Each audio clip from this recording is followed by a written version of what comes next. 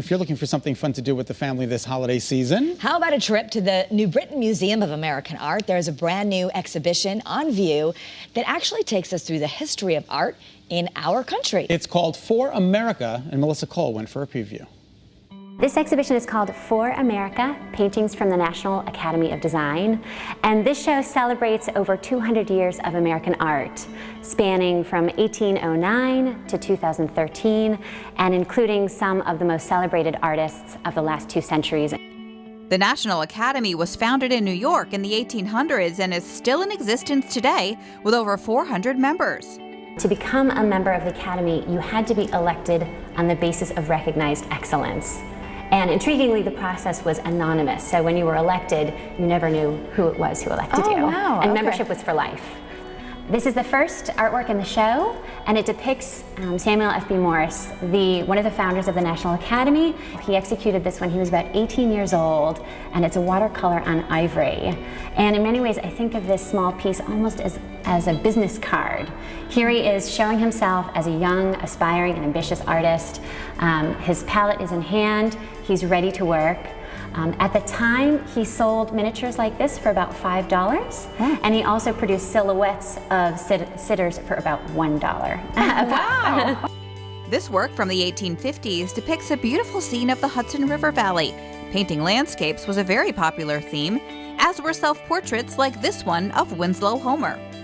This is a newly conserved works, and it's one of the first times it's been on view. Oh, wow. And there aren't that many portraits of Winslow Homer, and so it's wonderful to have an opportunity to get a sense of his likeness. And this is a work that many visitors have cited as their favorite.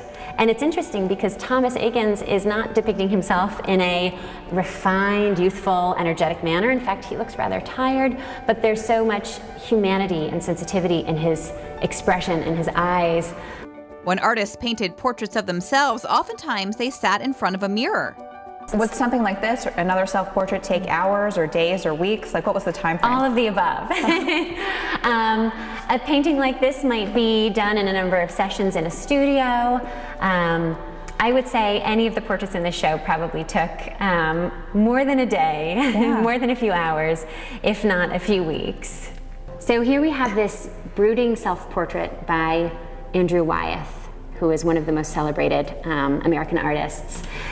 The Wyeth family spent a lot of time in Maine, and this scene depicts Blubber Island.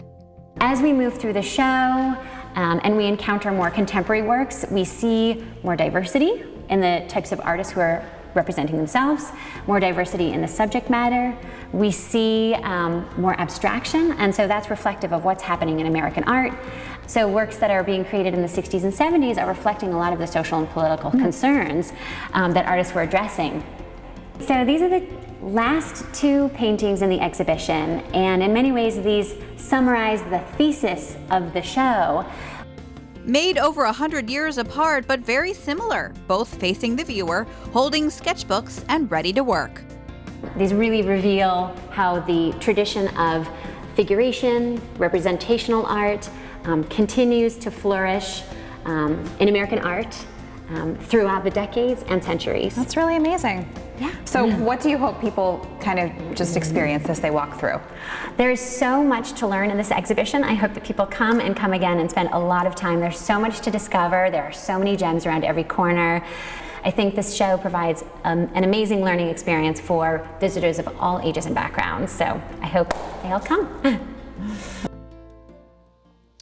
Well, the For America runs through the end of January. So to learn more or pay a visit, you can go to nbmaa.org.